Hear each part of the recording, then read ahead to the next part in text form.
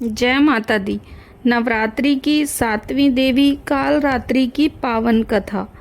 माँ दुर्गा की ये 7वीं शक्ति कालरात्रि के नाम से जानी जाती है, अर्थात जिनके शरीर का रंग घने अंधकार की तरह एकदम काला है।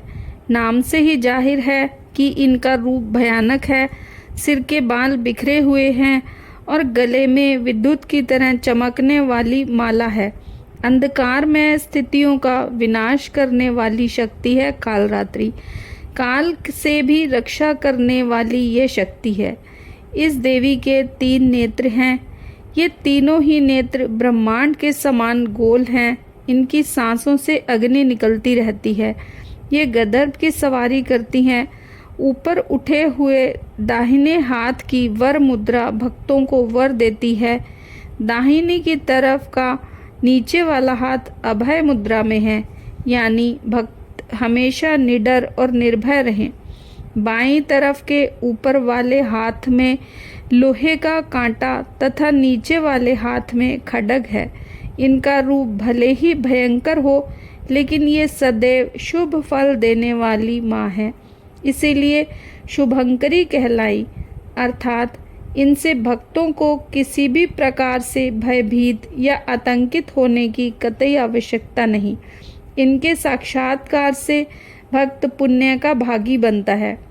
कालरात्रि की उपासना करने से ब्रह्मांड की सारी सिद्धियों के दरवाजे खुलने लगते हैं और तमाम आसुरी शक्तियाँ उनके नाम के उच्चारण से ही भयभीत हो दूर भागने लगती हैं। इसीलिए दानव, दैत्य, राक्षस और भूत प्रेत उनके स्मरण से ही भाग जाते हैं। ये ग्रह बाधाओं को भी दूर करती हैं और अग्नि, जल, जंतु, शत्रु और रात्रि भय दूर हो जाते हैं। इनकी कृपा से भक्त हर तरह के भक्त से मुक्त हो जाता है। नवरात्रि की 7वीं देवी माँ कालरात्रि की पौराणिक कथा। पौराणिक कथा के अनुसार रक्त बीज नामक राक्षस से देवता और मनुष्य सभी त्रस्त थे। रक्त बीज राक्षस की विशेषता ये थी कि जैसे ही उसके रक्त की बूंद धरती पर गिरती तो उसके जैसा एक और राक्षस पैदा हो जाता था।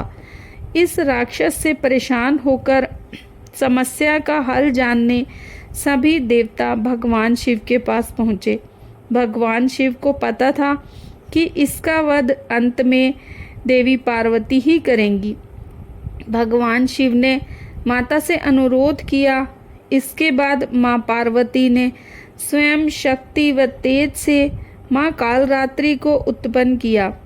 इसके बाद जब माँ ने दैत्य रक्त बीज का अंत किया और उसके शरीर से निकलने वाले रक्त को माँ कालरात्रि ने जमीन पर गिरने से पहले ही अपने मुख में भर लिया। इस रूप में माँ पार्वती कालरात्रि कहलाईं।